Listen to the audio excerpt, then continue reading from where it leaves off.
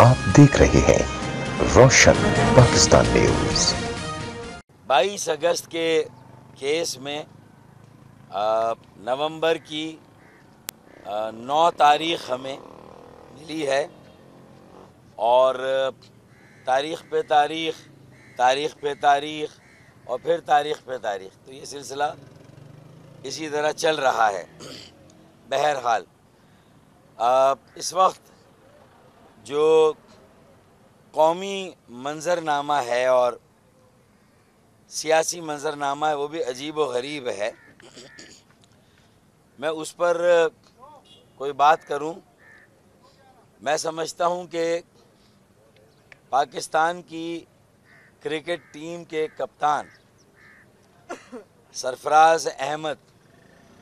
کو کپتان شپ سے جس طرح ہٹایا گیا ہے اور جو عذر دیا گیا ہے وہ اتنا کھوکھلا ہے کہ یہ حقیقت کھل کے سامنے آ گئی کہ ہمارے کھیلوں کے شعبے اور خاص طور پہ کرکٹ میں تعصب کا سلسلہ جاری ہے اور بس موقع کا انتظار تھا۔ 2-3 میچز کی پرفارمنس کو سامنے رکھا جائے اور سرفراز کی چھٹی کر دی جائے، تو میرے خیال میں پوری ٹیم کی ناقص پرفارمنس کی ذمہ داری صرف سرفراز احمد پہ ڈال کر اسے کپتان شپ سے ہٹانا، تو سوال یہ پیدا ہوتا ہے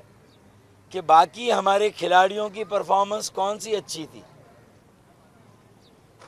تو پھر ان کے خلاف کیا ایکشن لیا گیا؟ ہم سیاسی طور پر یہ باتیں اصولاً کرنا نہیں چاہتے، لیکن یہ ہماری مجبوری بنتی ہے کہ جو اس سے پہلے جاوید میاں-داد کے ساتھ بھی ہوا تھا، آصف اقبال کے ساتھ بھی ہوا تھا اور اسی طرح کراچی کے اور کرکٹرز کے ساتھ ہو رہا ہے اور ہوتا آیا ہے،